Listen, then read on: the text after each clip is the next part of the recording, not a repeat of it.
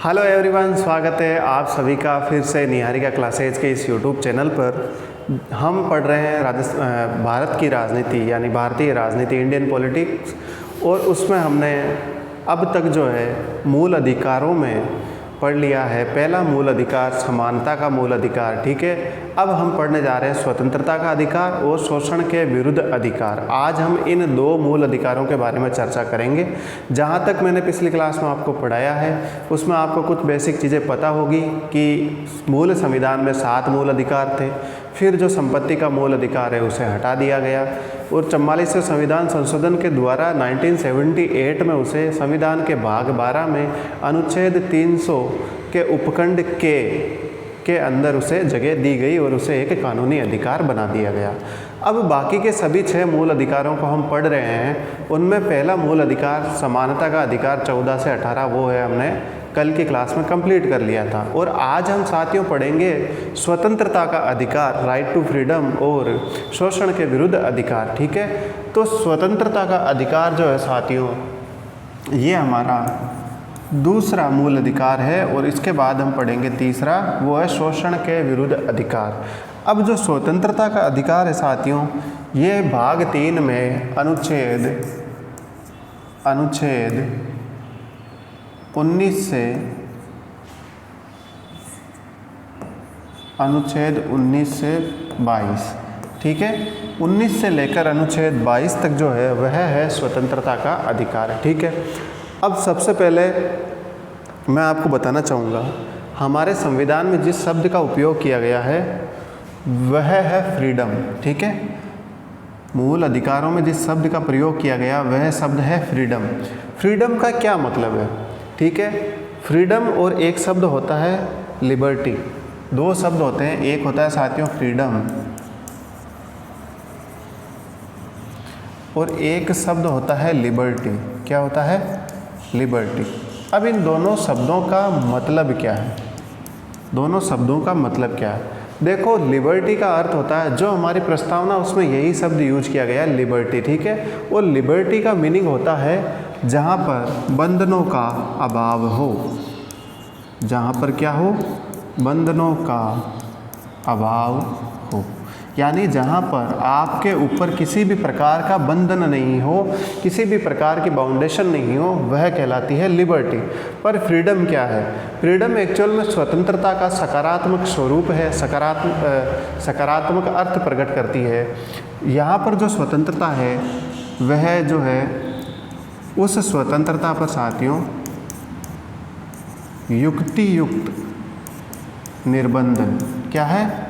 युक्तियुक्त निर्बंधन है, युक्तियुक्त निर्बंधन वाली या संयुक्त स्वतंत्रता, ठीक है।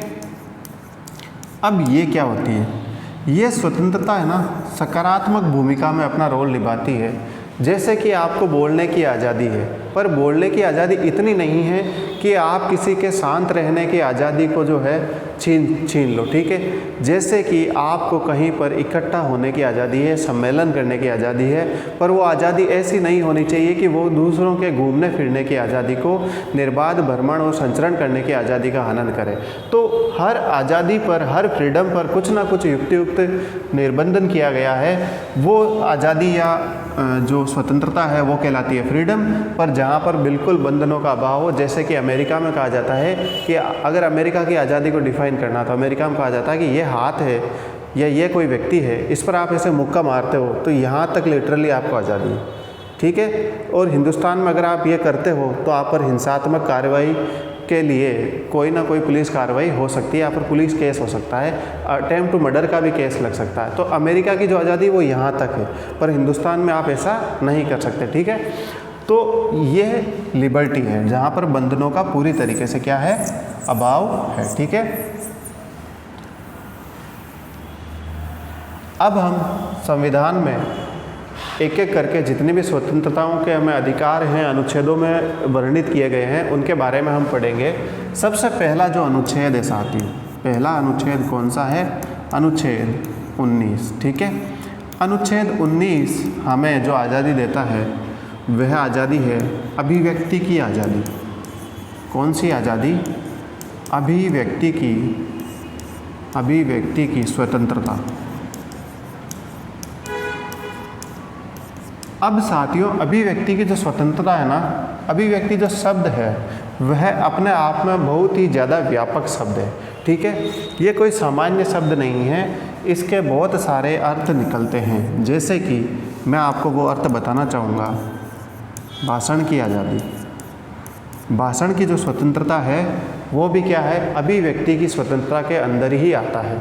जैसे कि कोई समिति बनाने की आज़ादी हो, क्या हो, समिति बनाने की आज़ादी हो, वो भी किसके अंतर्गत आएगी, अभिव्यक्ति की आज़ादी के अंतर्गत ही आएगी।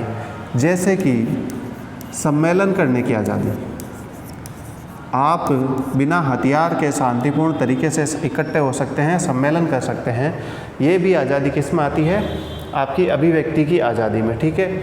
इसके अलावा आप पूरे भारत में निर्बाध रूप से भ्रमण कर सकते हैं, क्या कर सकते हैं, निर्बाध संचरण की आज़ादी, निर्बाध संचरण की आज़ादी, ठीक है। इसके अलावा पूरे भारत में आपको कहीं पर भी बसने व निवास करने की आज़ादी, बसने की आज़ादी, निवास करने की आज़ादी, ठीक है। इसके अलावा साथियों आपको वृत्ति उपजीविका यानी कोई करियर चुनने की, कोई कारोबार करने की, व्यापार करने की, बिजनेस करने की आज़ादी होती है। वृत्ति उपजीविका, वृत्ति उपजीविका, वृत्ति उपजीविका और व्यवसाय की आज़ादी, ठीक है। तो ये कुछ उदाहरण मैंने दिए हैं कि अभिव्यक्ति की आज़ादी में क्या क्या आता है, ठीक है। वृत्ति उपजीविका व व्यवसाय, ये सभी स्वतंत्रताएं अभिव्यक्ति की आज़ादी में गिनी जाती है। ये कुछ मुख्य अर्थ हैं, इनमें बहुत सारी और आज़ादियाँ, आप स्वतंत्रताएं जो है वो ऐड भी कर सकते हैं, ठीक है। तो ये है अनुच्छेद 19। अब साथियों मैं आपको एक बात बताना चाहूँगा, ये जो भाषण की आज़ादी, इसे आप वाक स्वतंत्रता भी कह सकते हैं, वाक स्वतंत्रता भी कह सकते हैं। हमारे संविधान में जो आर्टिकल 19 है उसका जो फर्स्ट क्लोज है, 19 का फर्स्ट क्लोज है, उसमें के से लेकर के 6 तक, कहाँ तक, के से लेकर के 6 तक, ये क्लोज है, ये इसका सब क्लोज है, ठीक है। के से लेकर के 6 तक यह सभी आज़ादियाँ, ये सभी स्वतंत्रताओं का उल्लेख किया गया है, ठीक है। इन सभी स्वतंत्रताओं का उल्लेख किया गया कहाँ पर, के से लेकर के 6 तक। लेकिन साथियों 19(1)(च), पिछली क्लास में मैंने बताया था कि ये कौन सी आज़ादी थी, संपत्ति के अधिकार की आज़ादी, ठीक है। तो संपत्ति एकत्रित करने की जो आज़ादी थी 19(1)(च), उसे 44वें संविधान द्वारा हटा दिया गया था, तो ये अब इसमें काउंट नहीं होगी। तो आप चाहो तो इनको लिख सकते हो, ये के है, ये खे है, ये गे है, ठीक है। इसी तरीके से क ख गे गे, और ये बसने और निवास करने की आज़ादी 7 में अड़े में, और ये 6 वृत्ति उपजीविका और व्यवसाय, कारोबार या व्यवसाय की, ठीक है। तो ये एक इनका निश्चित क्रम है, ठीक है। इसीलिए मैंने इनको इस तरीके से लिखा है कि आपको एक साथ याद रह जाए और इन आर्टिकल्स को, सब क्लोज को अलग अलग ध्यान में ना रखना पड़े। आप यहाँ से सीधा याद रखो और ध्यान रखना है कि 19(1)(च) जो है वो हटा दिया गया, क्या कर दिया गया है, हटा दिया गया है, ठीक है। ये कौन सा अधिकार था, संपत्ति का अधिकार, जिसे हटाया गया, ठीक है। अब साथियों इस अनुच्छेद के जो पहला उपखंड है, पहला जो खंड है उसके कुछ उपखंड है, ठीक है। लेकिन इसके जो आगे के उपखंड हैं, क्लोज हैं 2 से 6, ये सभी है ना, इन सभी प्रकार की स्वतंत्रताओं पर युक्ति युक्त निर्बंधन लगाते हैं, युक्ति युक्त निर्बंधन लगाते हैं कि आप लोक व्यवस्था है, शांति है, ठीक है, सदाचार है, इन सभी व्यवस्थाओं को आप नहीं बिगाड़ सकते। सामाजिक जो व्यवस्था है उन सभी का ध्यान रखते हुए ही आप इन आज़ादियों का, स्वतंत्रताओं का प्रयोग कर सकते हैं, ठीक है। अब मैं बढ़ता हूँ अगले अनुच्छेद की तरफ। अगला अनुच्छेद है आर्टिकल 20, अनुच्छेद 20। अनुच्छेद 20 क्या कहता है, देखो मैं इसकी संवैधानिक भाषा पहले लिख रहा हूँ। अपराधों के संबंध में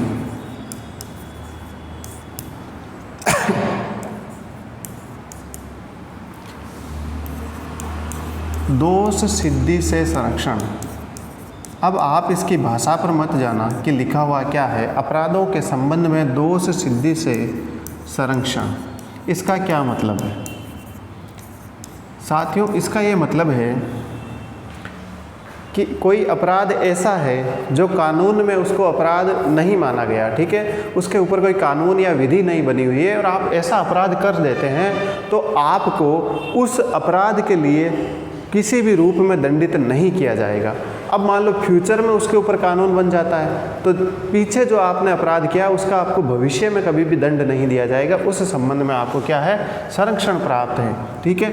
दूसरी चीज़ ये है कि मान लो आपने एक अपराध किया और उसकी सज़ा आपको एक बार मिल गई, तो क्या उसी अपराध की आपको भविष्य में दूसरी बार सज़ा मिल सकती है? तो ऐसा कभी भी नहीं होता है। और ध्यान रखना, ये सिद्धांत लागू होता है न्यायिक कार्यवाहियों में, जुडिशियल जितने भी एक्शन होते हैं वहाँ पर ये सिद्धांत, जैसे प्रशासन में अगर आप ऐसा करते हैं तो आपको दोबारा सज़ा दी जा सकती है, लेकिन आप न्यायिक कार्यवाहियों में या सुप्रीम कोर्ट या हाई कोर्ट या अधीनस्थ न्यायालयों में कोई केस चल रहा है, वहाँ पर आपने कोई अपराध किया, उसके संदर्भ में कोई केस या वाद चल रहा है, तो आप पर उस सज़ा, उस दोष के लिए, अपराध के लिए केवल एक बार ही आपको दंडित किया जाएगा, 2 बार दंडित नहीं किया जाएगा। तो ये संरक्षण देता है हमें अनुच्छेद 20, ठीक है, अनुच्छेद 20। ध्यान रखना, अनुच्छेद 20 और अनुच्छेद 21 ये दोनों ही ऐसे मूल अधिकार हैं जो आपातकाल के समय भी निलंबित नहीं होते हैं, आपातकाल के समय भी निलंबित नहीं होते। इसके अलावा जितने भी मूल अधिकार हैं वो सस्पेंड हो जाते हैं, निलंबित हो जाते हैं। तो अनुच्छेद 20 और 21, जिसमें 20 हमने ये पढ़ लिया कि आपको जब तक किसी अपराध में दोषी नहीं ठहराया जा सकता तब तक आपको हवालात में नहीं रखा जाएगा, ठीक है। फिर आता है साथियों अनुच्छेद 21। 21 क्या है? मैं कहूँ कि यह सबसे पूरे संविधान के 395 आर्टिकल में सबसे व्यापक, सबसे बड़ा कोई अधिकार है, कोई मूल अधिकार है तो वो है अनुच्छेद 21, और वो कुछ इस प्रकार है: प्राण व दैहिक स्वतंत्रता का अधिकार। प्राण व दैहिक स्वतंत्रता का अधिकार। अब ये क्या होता है? कुछ लोग कहते हैं कि ये जीवन जीने का अधिकार है, बिल्कुल सही है।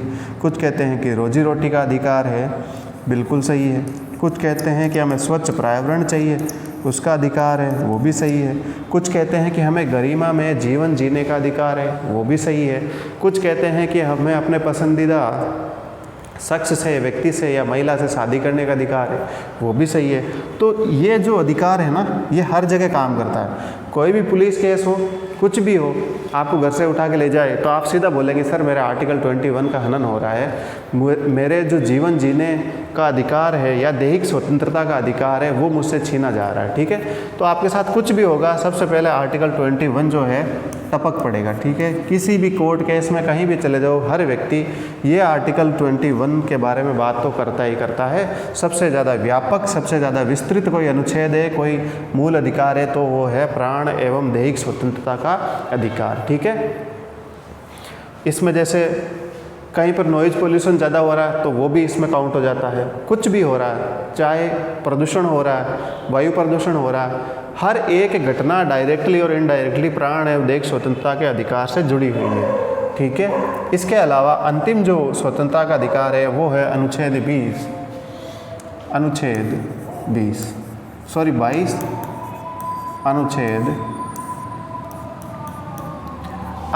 22 क्या है? अनुच्छेद 22 जो है वो गिरफ्तारी और निरोध, इन दोनों के संबंध में आपको संरक्षण प्रदान करता है। किन किन के संबंध में? गिरफ्तारी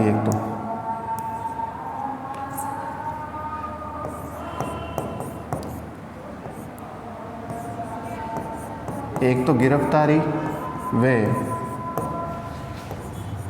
एक निरोध याना होता है आपको डिटेन कर लिया जाए, ठीक है। प्रिवेंशन डिटेंशन एक्ट जो है ना वो इसी के, पीडी एक्ट इसी के अंतर्गत आता है। निरोध के संबंध में संरक्षण। अब ये क्या होता है देखो, गिरफ्तारी व निरोध के संबंध में संरक्षण किस प्रकार से। मान लो कि कोई आपको गिरफ्तार कर ले, मतलब पुलिस अगर आपको गिरफ्तार कर ले, तो आपका पहला अधिकार क्या होगा, जो भी पुलिस वाला आता है, चाहे वो एसआई हो, थानेदार हो, एसआई थानेदार एक ही होता है, ठीक है, सीआई हो या पुलिस कांस्टेबल क्यों ना हो, सबसे पहले आपका ये अधिकार है कि आप गिरफ्तार करने वाले अधिकारी से पूछेंगे कि गिरफ्तारी का कारण बताओ। तो ये आपका अधिकार है गिरफ्तारी के संबंध में, कारण बताओ, कारण जानने का अधिकार है, ठीक है। दूसरा आर्टिकल 22 जो कहता है वो ये कहता है कि हमें एक वकील करना है और वकील को हमें न्यायालय में अपना मुद्दा उठाने के लिए भेजना है, तो वकील से परामर्श का अधिकार, वकील से परामर्श का अधिकार है। ये अधिकार आपसे पुलिस नहीं छीन सकती है और 24 घंटे के भीतर आपको, साथियों 24 घंटे के भीतर आपको न्यायालय में या मजिस्ट्रेट, जिला मजिस्ट्रेट, डिस्ट्रिक्ट कोर्ट के समक्ष प्रस्तुत करना पड़ेगा। इसमें जो है यात्रा का समय नहीं जोड़ा जाता है, ये आप ध्यान रखना। तो ये 3 अधिकार है आपको, ये तीनों ही अधिकार आपको अनुच्छेद 22 के तहत प्राप्त होते हैं। कौन कौन से, एक तो गिरफ्तारी व निरोध का अधिकार। देखो गिरफ्तारी के संबंध में मैंने कुछ बातें बता दी है कि गिरफ्तारी का आपको सबसे पहले कारण पूछने का अधिकार है कि किस कारण से हमें गिरफ्तार किया जा रहा है। फिर आप उससे वकील से परामर्श लेने का अधिकार है ताकि आपका वकील ये मुद्दा जो है न्यायालय में ले जा सके, ठीक है। इसके अलावा 24 घंटे के भीतर आपको डिस्ट्रिक्ट कोर्ट या जिला मजिस्ट्रेट के सामने प्रस्तुत किया जाएगा और उस 24 घंटे में साथियों जो यात्रा का समय होता है ना, वो काउंट नहीं होता। इसके अलावा 24 घंटे के भीतर आपको कोर्ट के समक्ष पेश करके पुलिस को ये सिद्ध करना होता है कि आपने कोई अपराध किया है कि नहीं किया। तो ये तो हो गया गिरफ्तारी के संबंध में अधिकार आपके।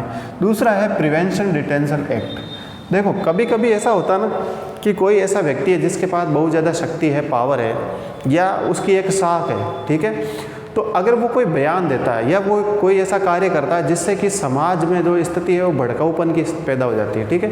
तो उस स्थिति में पुलिस क्या करती है कि पुलिस को लगता है कि ये व्यक्ति लॉ की व्यवस्था को डिस्टर्ब कर सकता है, तो वह उस घटना के अनुमान के आधार पर किसी व्यक्ति को प्रिवेंशन कर लेती है, ठीक है, डिटेन कर लेती है।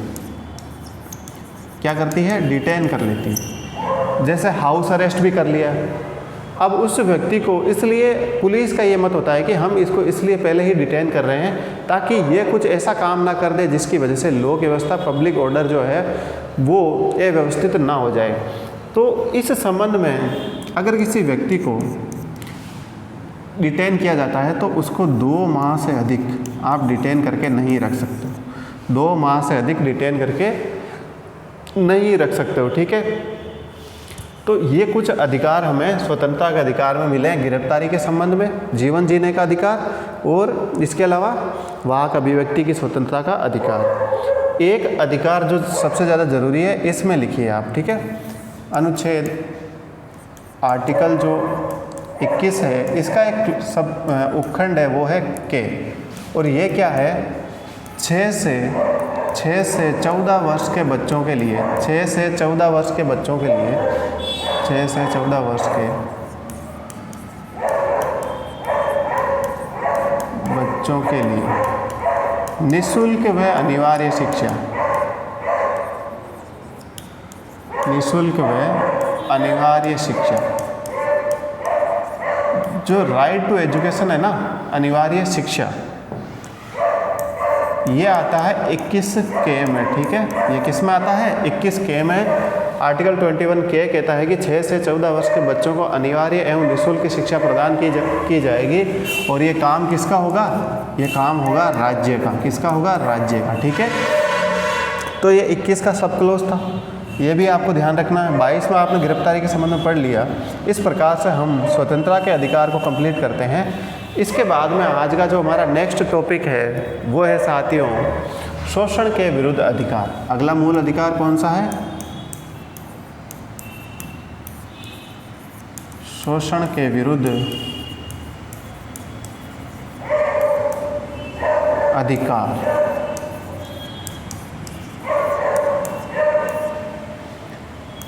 इस अधिकार में हमें 2 ही मूल अधिकारों को पढ़ने को मिलता है। एक तो है अनुच्छेद 23 और दूसरा है 24। अब ये दोनों अनुच्छेद किसके बारे में है? पहला जो आर्टिकल 23 है वो क्या कहता है उसे हम समझ लेते हैं। आर्टिकल 23 साथियों मानव के दुर्व्यापार पर यानी ह्यूमन ट्रैफिकिंग पर बात करता है। उसके अलावा बेगार पर बात करता है, बलात् श्रम पर बात करता है। इन सभी जो शोषण के तरीके हैं उन पर जो है प्रतिषेध लगाता है। किन किन पर? मानव दुर्व्यापार, ठीक है। मानव दुर्व्यापार का मतलब स्त्री पुरुष बच्चों को बेचना, ठीक है, उनकी खरीद फरोख्त करना, इन सभी पर प्रतिबंध लगाता है। मानव दुर्व्यापार, इसके अलावा बलात् श्रम का क्या मतलब होता है? Forced labour. फोर्स्ड लेबर का मतलब कि आप किसी काम को नहीं करना चाहते फिर भी आपसे वो काम ज़बरदस्ती करवाया जा रहा है।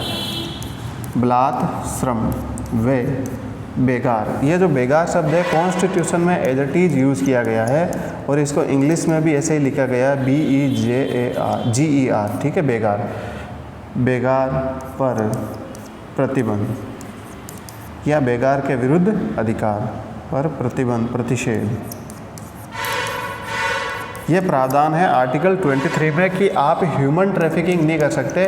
किसी भी महिला पुरुष या बच्चों की आप खरीद फरोख्त नहीं कर सकते, ठीक है। Human trafficking. दूसरी चीज़ जो है वो ये है साथियों कि आप इसमें किसी को देवदासी बना के नहीं रख सकते। ऐसी परंपरा रही है पहले कि कुछ बालिकाओं को शादी के समय वधू के साथ में भेज दिया जाता था और वो वहाँ पर जाकर देवदासी बन जाती थी। तो उस प्रथा का भी इसमें निषेध है, ठीक है। तो मानव दुर्व्यापार, उसके अलावा फोर्स्ड लेबर और बेगार, इन सभी पर प्रतिषेध कौन लगाता है? इन सभी पर प्रतिषेध लगाता है साथियों आर्टिकल 23। अब हम शोषण के विरुद्ध अधिकार का जो दूसरा अनुच्छेद है उसको भी पढ़ने जा रहे हैं, वो है अनुच्छेद 24। और शोषण के विरुद्ध अधिकारों में ये दो ही अनुच्छेद हैं, एक है 23, एक है 24, ठीक है। तो 23 ये हो गया।